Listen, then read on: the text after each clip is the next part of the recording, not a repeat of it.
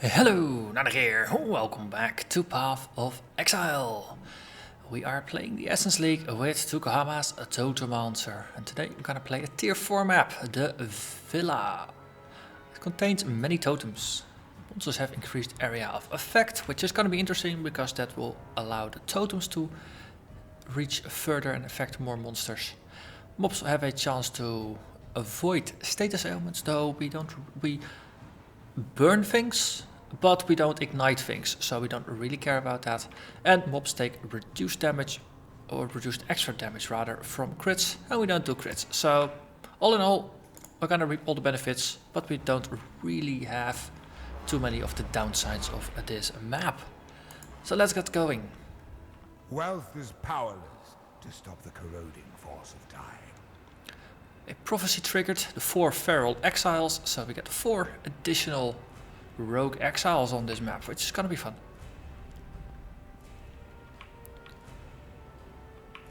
Good old Villa. This is a map that I believe it pre-existed at like tier 5 or tier 6 before. So they actually knocked it down a couple tiers. But that shouldn't prevent us from having fun here.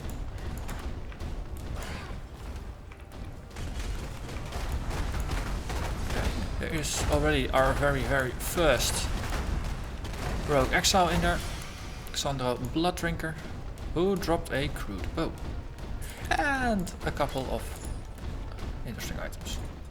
So what is it? A silver wrench, +1 to a level of shock of the bow. So this is a really low level bow, but still good to get started with, I suppose. So they did kill our golem. Oh, and we're getting completely swamped here. Let's fix that as well.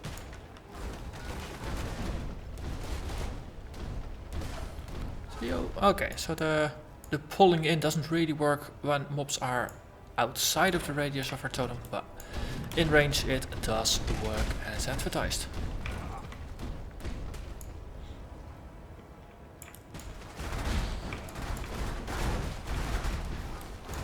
So mobs are potentially quite damaging when supported by a bunch of auras or when just grouped up. Good thing is they are attacking our totems and not us.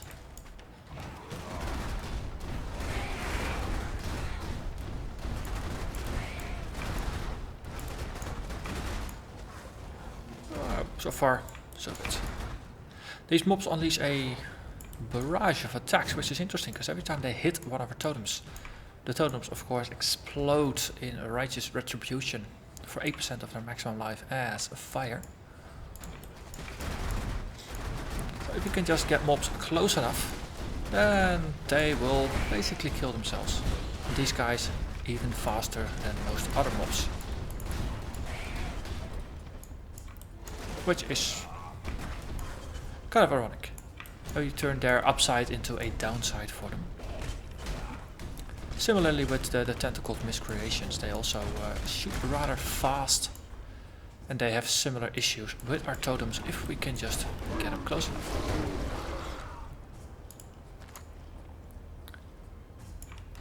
Right, of course. Totems don't detect jars. I keep making that mistake from time to time. So line of sight, where the doorway prevents me from placing a totem here, which is interesting. This is the closest I could position it. Line of sight is a very real thing. So burn that one down. Okay, we cleared yet another room, so we're gonna go through everything rather methodical here. Usually that's the best way to do it. Especially in an area like this, if you're gonna run around like a chicken without a head, you are gonna end up losing things. Or just missing things, rather. And then you will lose out on all the loot and XP that you could have gotten if only you had done a full clear.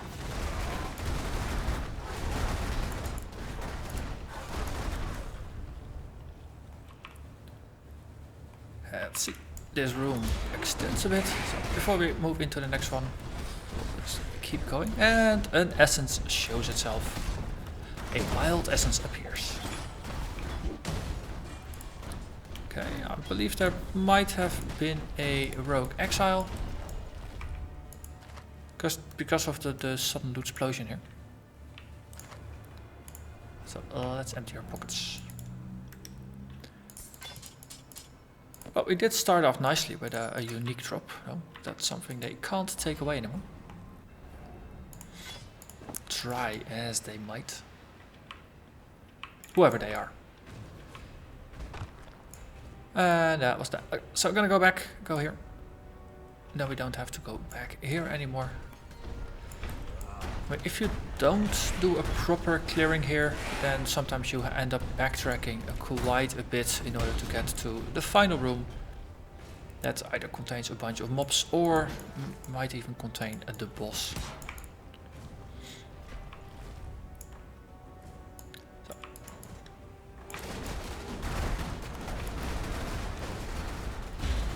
I'm still waiting for the map disturbance to pop up.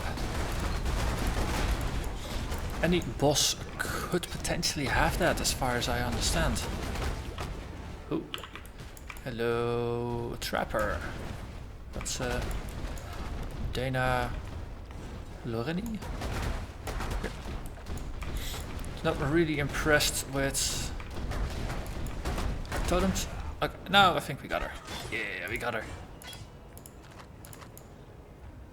Hey, let's just go back here. Hello, Shockwave Totem. Ah, how cute. We also have a Shockwave Totem.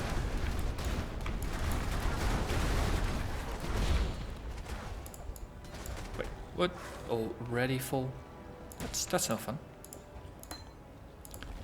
Move, move, move. Grab. And then we can move on again. So far we have had 2 or 3 of the exiles. Sometimes it is a bit hard to keep count if they die really quickly. And there's the last little bit of corner over here. That also has another doorway. So we know we have to go there. Yeah. Soul Eater. Okay, Soul Eater dies first, that's good. Then it won't devour its bodies.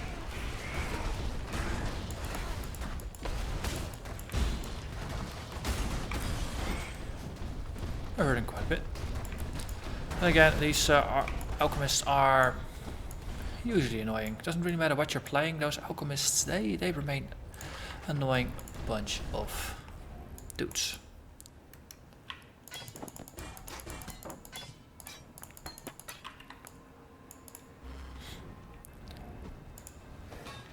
And we missed one. But he didn't miss us. Another one.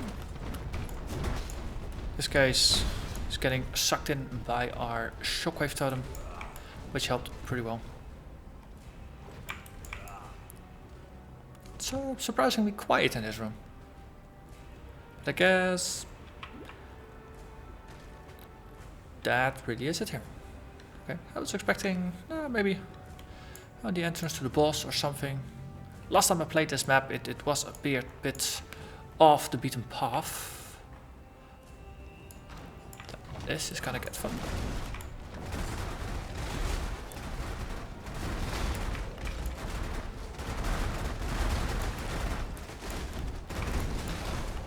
Okay, look at that. He nearly killed himself with just a single barrage. I'm looking for some crafting bases to start upgrading my gear. So white rings with the dual stones with 16% resistance are nice. Amethyst rings, of course, are really nice. Boss fight, I remember this being a tricky one. Let's just pop up a portal just in case. Or potentially a tricky one. Let's see what we got here. I think there was a bit of a... This is the... Oh, there's an exile there. Demon Tamer. Yeah. Also, I see a Void Frostbolt.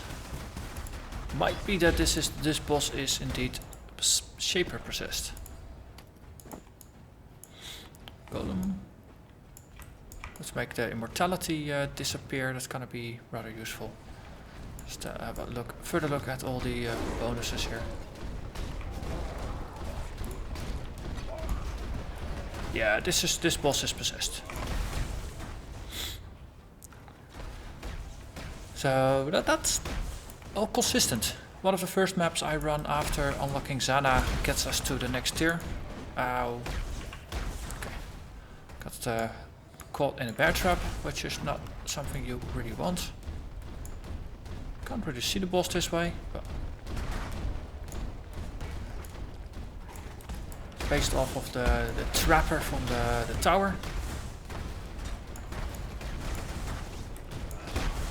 We're just trying to murder her. An end undone. No matter. The void remains. One more lost world. Our Lord and Master, Cthulhu. And we have defeated one of his minions. And now of course we have to debrief Zan about this. Got another tier 4 map out of this. But yeah, this is no, especially due to the bear traps that will just lock you in place. You really just want to see if you can avoid the traps, and instead get any of your minions. Speaking of minions, we had the summon skeletons, but it was kind of hard to use it because the boss was up on the ledge there, and it was reasonably annoying to maneuver there.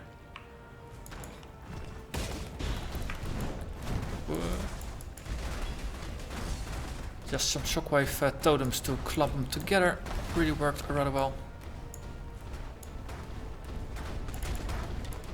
And we're drowning in items again. Ooh, desert map. Yellow desert map. Cool, cool. And we are rather full on items, so as always, empty our pockets. We are finding a fair amount of maps this time. So there's even the Spider Lair tier 5, Dungeon tier 4. That was it. We had one before as well. But okay, we can actually speak with Zana. That's okay. She's not gonna close the portals or anything. That look in your eye, you've seen it too. The cloaked figure. I think he is the one who's been tampering with the maps, twisting them. My father's journals described beautiful, pristine vistas, but as you have seen, they're now ravaged by vile fiends, and I suspect this cloaked figure is the one responsible. Unfortunately, I have found no trace of him lately, but perhaps we can draw him out. Head out there and mix things up. See if he shows himself again, and see what you can learn. Obviously, be careful. We don't know what he's capable of. May your maps be merciful. So, look for a cloaked figure. Well, we will most certainly be doing that in the upcoming maps. Let's see. Ooh, a dual essence. Tier 2 and a tier 1. It's a bit on the low end, but sure. Just because it's fun. We're gonna spread the army of the damned love around.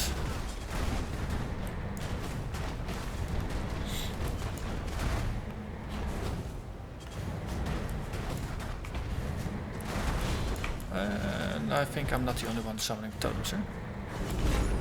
Oh, we got it. Good, good. Re-summon our golem. And we move on. Let's see.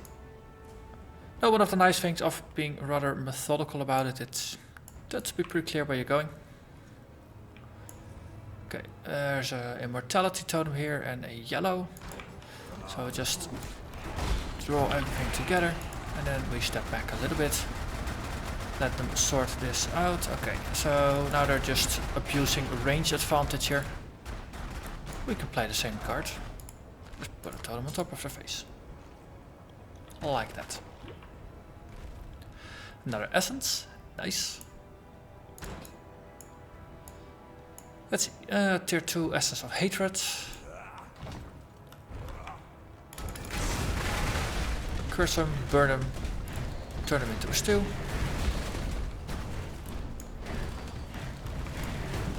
And another essence.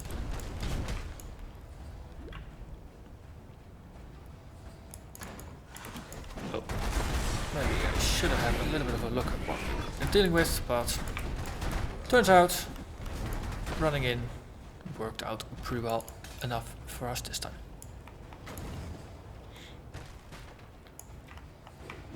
Smash all the jars, they might contain a mirror. Not guaranteed of course, but they might. Teleporting totem. And just dual shockwave to deal with the upcoming hordes and then burn whatever is left of them. Ooh. Just shockwave to keep them together because they already did spawn in a rather nice fashion.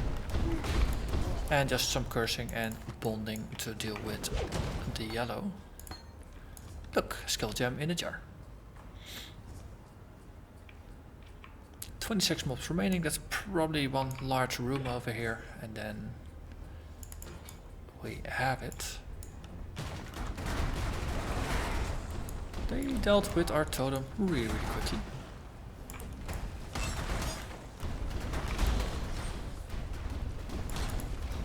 And some of the shooting, that's gonna be our green gate. Yep. Losing vulnerability curse. In a faraway dream, 4 souls far from home, prepare to fight to the death. And then the final room.